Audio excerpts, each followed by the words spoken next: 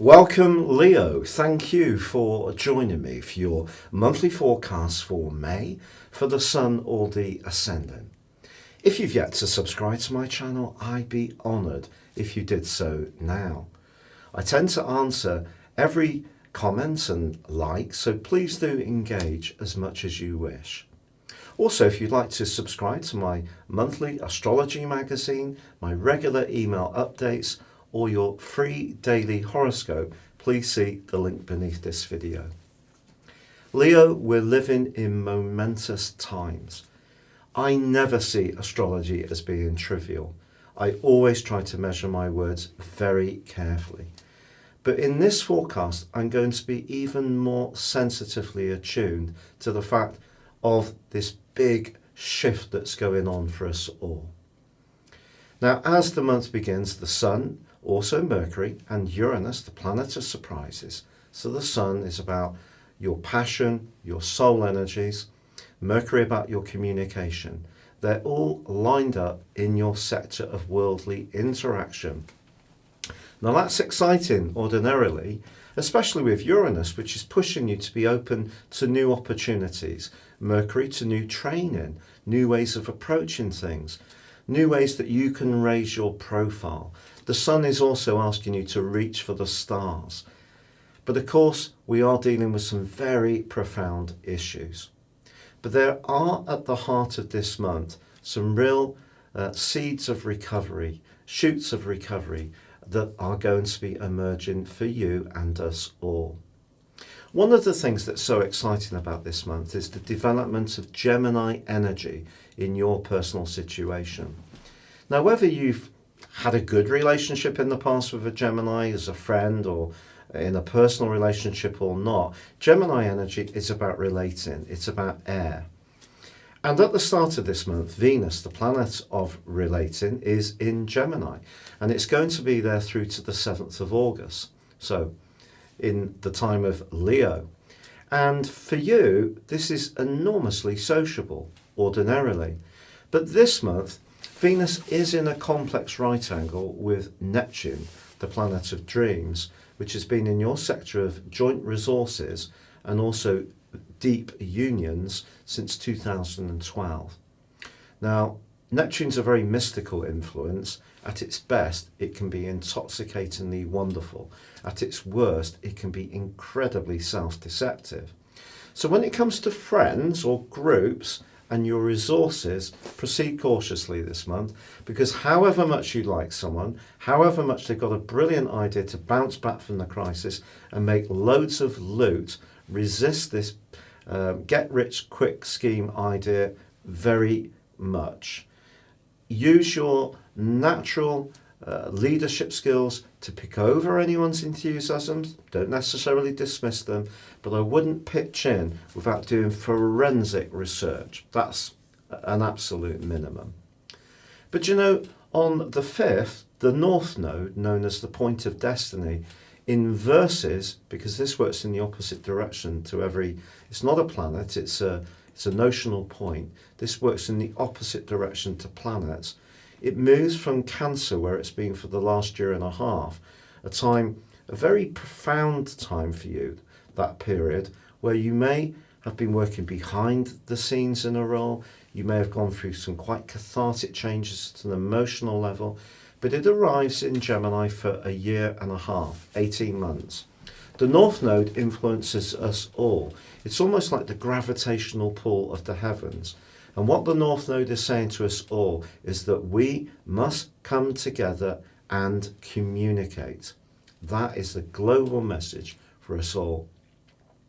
But on the 7th, the Sun, which is right at the top of your charts, and it's very much about you attaining respect, authority, and achievement, is opposed by a very passionate full moon in the sign of Scorpio. Now, ironically, Neptune forges a very positive link to both the Sun and the Moon. And also in the second week of this month, the Sun is forging a beautiful link with Neptune for the whole of that week. So the influence of Neptune is going to be for 2 full weeks because of the full moon and because the Sun does stay in station in its sextile to Neptune. And what that's saying to you is your ability to be sensitive to others can be very important to your opportunity to raise your profile and move forwards. So a connectivity to others, even if you play a leadership role, is going to be important. Now the 11th is a vital day. Saturn, the planet of structure, but also of resistance in your sector of relating since the 22nd of March, it may have been flagging up some issues for you, particularly if you're born right at the start of Leo. And if a relationship has been feeling a bit tenser or someone's disappointed you, it wouldn't entirely be a surprise. But also Saturn in that location has been asking you to work harder at how you interact with others, to not take relationships for granted.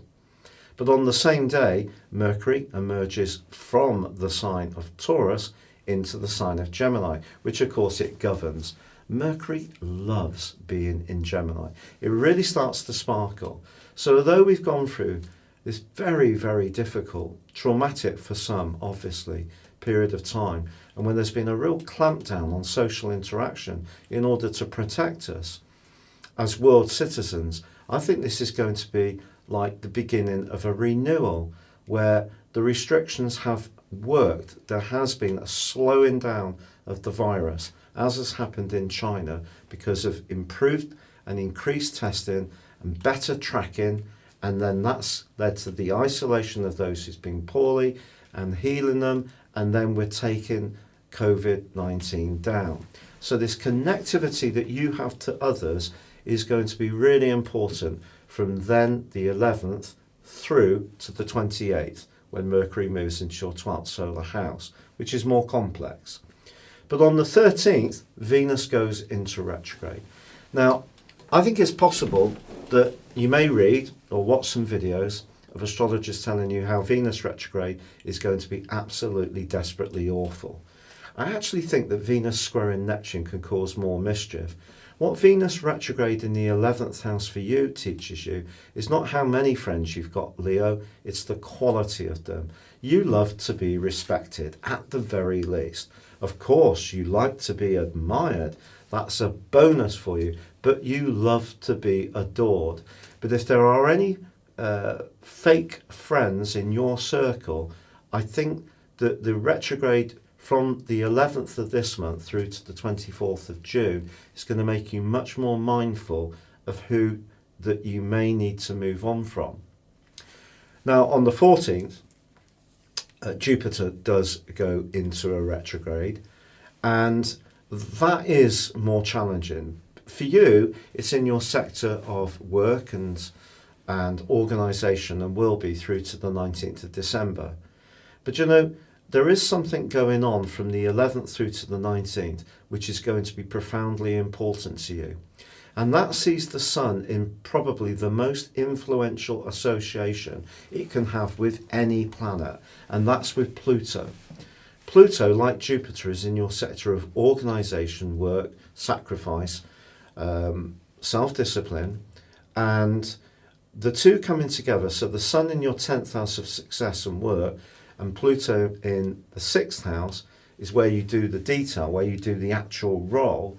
That's sensational. So you could find something moving in your direction despite all these headwinds that we're all encountering, and that's very encouraging. Also on the 14th, Mars moves from the sign of Aquarius, where it's been giving you a desire to be a bit more assertive about your boundaries and your interactions with others. It moves into the 8th solar house. Now this flags for the next 6 weeks a time when you can feel a much more unbridled passion if you're in a fortunate and lucky intimate relationship, or if you'd like to meet someone, the sociability that's building up in Gemini linked to this location of Mars could see you attracted to someone in your group, your social circle, perhaps someone that you wouldn't previously have thought would be your kind of cup of tea. But from the 19th through to the 30th, Mars forges an awesome angle to Uranus. Uranus remains, for all of this year, in the sign of Taurus. So there can definitely be some changes around your job. And I'm not saying this because of the crisis. This has been fermenting for you right since the start of the year. And I think feeling a sense of stimulation around your role is very important to you. But obviously money is a key influence too for a lot of people.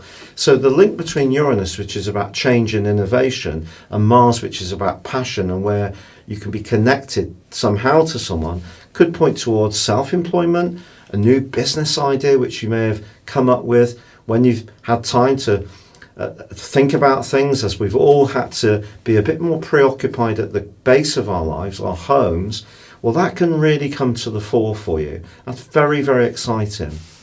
Also, on the 21st, the Sun arrives in Gemini. The Sun is great for you here. This is really going to get your social juices going, and it also links immediately with Mercury and the retreat in Venus.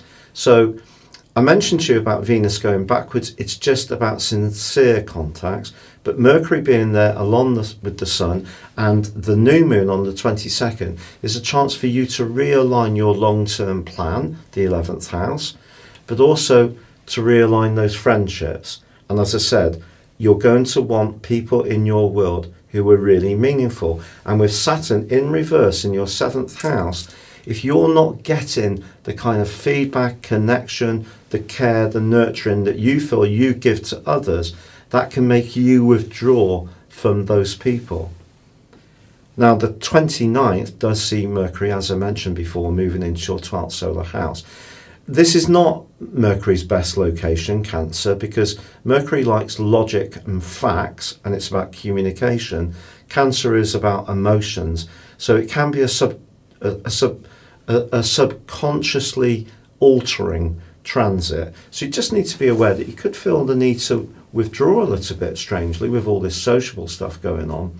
And the last 3 days also sees Mars and the Sun in conflict, which is just pointing towards, if you have got a new plan developing, especially if it is a business idea, don't rush it. Just go through the processes of diligently checking out very carefully, stage by stage, that it all stacks up in the way that can be useful to you. So the context of all this Gemini energy coming in through the North Node, through the existing energy of Venus, despite its retrograde and square to Neptune, also Mercury entering on the 11th, the Sun the 21st, the new moon the 22nd, it does point towards a new dawn. You can be one of the leaders of that new dawn because, of course, your ruler is the Sun, which is at the centre of our very being. So your warmth, your determination to move forwards in a productive way really comes to the fore this month.